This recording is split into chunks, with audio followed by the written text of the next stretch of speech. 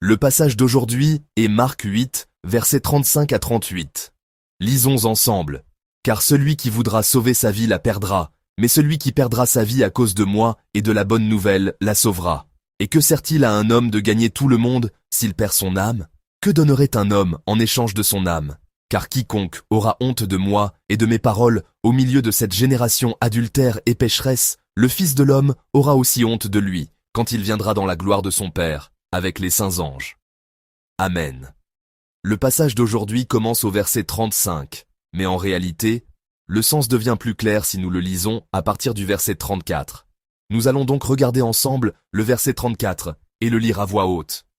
Puis, ayant appelé la foule avec ses disciples, il leur dit, « Si quelqu'un veut venir après moi, qu'il renonce à lui-même, qu'il se charge de sa croix, et qu'il me suive. » Amen.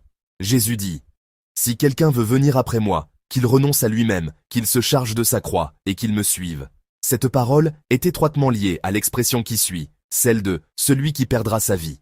En effet, porter sa croix et perdre sa vie sont deux choses qui se rejoignent. Mes frères et sœurs, examinons à nouveau le verset 35. « Car celui qui voudra sauver sa vie la perdra, mais celui qui perdra sa vie à cause de moi et de la bonne nouvelle la sauvera. » Amen.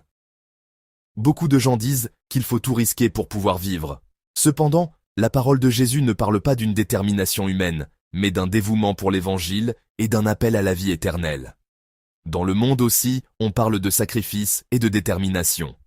Mais la parole de Jésus ne se réfère pas à une simple décision humaine.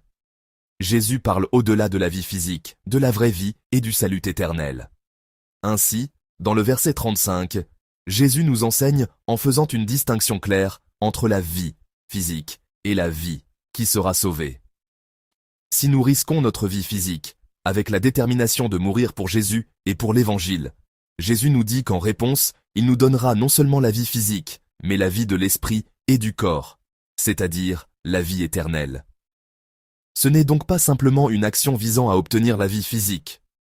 Jésus nous parle d'une valeur plus noble et plus précieuse, en disant que celui qui vit pour une valeur plus importante que la vie physique, c'est-à-dire pour l'Évangile, pour Jésus-Christ, aura la vie éternelle. Il semble que Jésus voulait que nous recevions ces paroles avec un sens plus profond. Au verset 36 et 37, il dit « Et que sert-il à un homme de gagner tout le monde s'il perd son âme ?» Et ajoute « Que donnerait un homme en échange de son âme ?» soulignant ainsi que rien n'est plus important que la vie. Pourtant, si nous regardons la vie de Jésus, elle était paradoxalement différente. Car Jésus a préféré donner sa vie plutôt que de gagner le monde entier. Bien qu'il ait dit « Que donnerait un homme en échange de son âme ?» Jésus lui-même a voulu échanger sa propre vie pour accomplir le salut de l'humanité et de la création. C'est pourquoi Jésus a offert sa vie physique sur la croix pour obtenir la vie des gens de ce monde, c'est-à-dire notre vie. Pour notre vie éternelle ici-bas, Jésus a volontiers sacrifié sa propre vie. En lisant ces paroles, je réfléchis à la vie que Jésus a vécue. En nous disant cela, Jésus nous fait prendre conscience une fois de plus de la valeur de la vie physique et de la vie éternelle.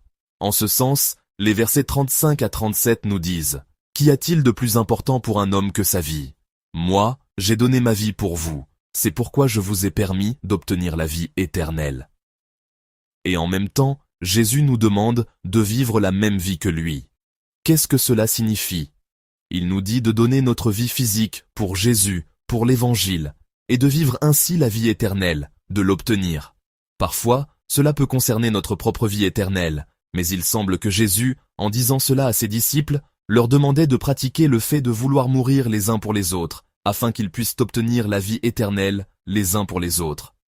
Jésus parle clairement d'un avertissement et d'une prise de conscience concernant la vie perdue. Les versets 35, 36 et 37, dans le texte original grec, commencent par le mot « gar ». Ce n'est pas simplement un mot utilisé pour expliquer quelque chose. C'est une conjonction qui porte un sens d'avertissement fort, signifiant « car » ou « parce que ». Lorsque Jésus dit cela, ce n'est pas une simple suggestion du type « pourquoi ne pas essayer de vivre ainsi ?» Mais il nous dit avec force « vous devez absolument vivre ainsi ». Mais jusqu'à quand devons-nous observer cela? Jésus pose la condition « car quiconque aura honte de moi et de mes paroles au milieu de cette génération adultère et pécheresse », puis il ajoute « le Fils de l'homme aura aussi honte de lui, quand il viendra dans la gloire de son Père, avec les saints anges. En lien avec cette parole de Jésus, si nous regardons 1 Corinthiens 1, 23, il est dit que l'évangile de la croix est une pierre d'achoppement pour les Juifs et une folie pour les Grecs.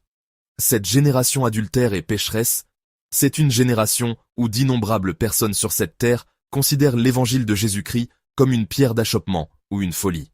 Dans une telle génération, Jésus nous demande de garder la foi, et le terme est jusqu'à son retour dans la gloire avec les anges. Le jour où Jésus reviendra sur cette terre, en réalité, Jésus nous demande de garder cela jusqu'à la fin, jusqu'au jour où notre vie physique prendra fin. Parmi ceux qui sont réunis ici, y a-t-il quelqu'un qui a obtenu toute la gloire du monde? Y a-t-il quelqu'un qui peut dire avoir obtenu une plus grande gloire que quiconque dans ce monde? N'importe quel roi du monde, n'importe quelle personne détenant le pouvoir ou possédant de grandes richesses, tout cela a une fin. Il meurt. La mort vient à tous de la même manière. On dit qu'aujourd'hui, beaucoup de gens cherchent des moyens d'atteindre la vie éternelle grâce à l'IA. Comment ne pas mourir? Comment ne pas tomber malade? Les gens cherchent constamment des solutions. Récemment, nous sommes entrés dans une ère où l'on recherche non seulement la santé physique, mais aussi la vie éternelle spirituelle ou numérique. On voit l'IA être étudiée comme une panacée, et de nombreux milliardaires américains affirment que la mort sera bientôt vaincue. Ainsi, les gens ont constamment fait des efforts pour vivre plus longtemps. Dans le passé, beaucoup de gens vivaient des vies beaucoup plus courtes qu'aujourd'hui. Il fut un temps où vivre longtemps était considéré comme une grande bénédiction. Cependant, avec le temps, la médecine et les conditions de vie se sont améliorées, et l'espérance de vie des gens s'est allongée. Aujourd'hui, on parle de l'ère des centenaires, et vivre longtemps est devenu courant. Mais peu importe les progrès du monde, peu importe tout ce que l'on a accompli, l'homme ne peut finalement pas échapper à la mort. Et en ce dernier jour, nous nous tiendrons devant Jésus.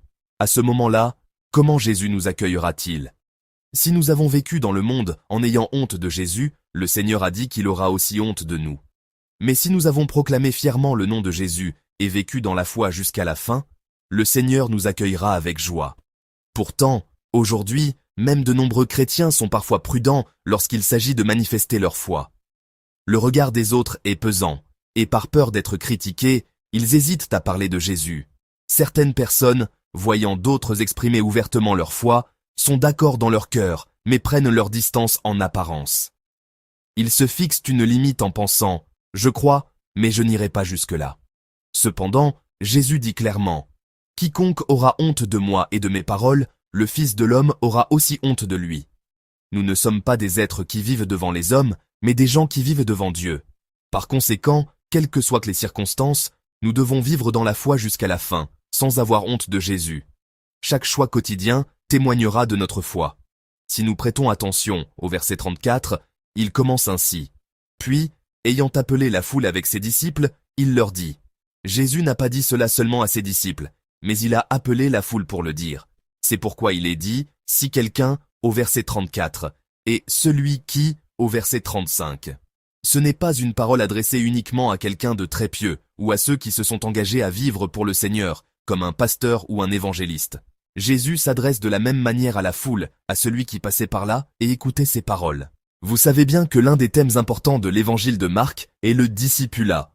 Nous nous souvenons que, parmi les nombreux sermons de notre pasteur principal, l'un des thèmes importants de Marc est le disciple, c'est-à-dire comment devenir un disciple. En disant cela à la foule, Jésus nous dit clairement dans le passage d'aujourd'hui que le disciple de Jésus ne doit pas être seulement une personne spéciale, mais toute personne qui croit en Jésus. Si je suis quelqu'un qui croit en Jésus, quelqu'un qui vit par Jésus, quelqu'un qui veut aller au royaume de Dieu, Jésus dit qu'aujourd'hui, je dois donner ma vie pour Jésus et pour l'Évangile. Cette vie, qui est clairement une vie où l'on n'a pas honte de Jésus, cette vie que je dois poursuivre jusqu'à ma mort, Jésus dit que c'est une vie à laquelle personne ici présent ne doit faire exception. Alors, demandons-nous si nous vivons cette vie. Comment donnez-vous votre vie pour Jésus et pour l'Évangile? Comment portez-vous votre propre croix? Je dois mourir. Il y a un livre écrit par un pasteur du nom de Kyle Idleman, intitulé « Je ne suis pas fan de Jésus ». Dans ce livre, on trouve ce passage. Ceux qui se considèrent comme des disciples en se comparant aux autres ne sont que des fans. Seul celui qui adopte les critères de Jésus comme les siens est un véritable disciple. Selon mes propres critères, Il se peut qu'il n'y ait pas grand-chose de mal dans ce que je fais. Selon mes propres critères, je peux penser que j'en ai assez fait pour les autres. Mais nous devons vivre selon les critères de Jésus. Être un disciple, c'est faire mourir mes critères, mes pensées, et vivre avec les pensées de Jésus. Même si nous prions avec ferveur et invoquons ardemment Jésus, Jésus dit ceci dans Matthieu chapitre 7. Ceux qui me disent « Seigneur, Seigneur » n'entreront pas tous dans le royaume des cieux. Même si nous disons « J'ai chassé des démons en ton nom, et j'ai fait telle et telle chose en ton nom », Jésus répondra « Je ne vous ai jamais connu, retirez-vous de moi ». Nos nombreuses prières ne prouvent pas que nous sommes des disciples. Si, dans nos multiples aspects de la vie, nous ne vivons pas selon les critères de Jésus, selon la parole de Jésus, nous ne sommes que des fans qui crient et s'enthousiasment devant des chanteurs du monde. Je prie pour que tous ceux qui sont réunis ici aujourd'hui puissent vivre une vie de disciples, en mourant à eux-mêmes et en portant leur croix pour vivre selon la parole de Jésus. Je souhaite que cette journée soit une journée bénie, où, en mourant à moi-même, je vis pour les autres et pour le nom de Jésus-Christ. Je prie aussi pour que, dans nos foyers et nos lieux de vie, à travers mon exemple, quelqu'un d'autre accueille Jésus-Christ dans son cœur et s'engage à le suivre, que cette journée soit une journée bénie.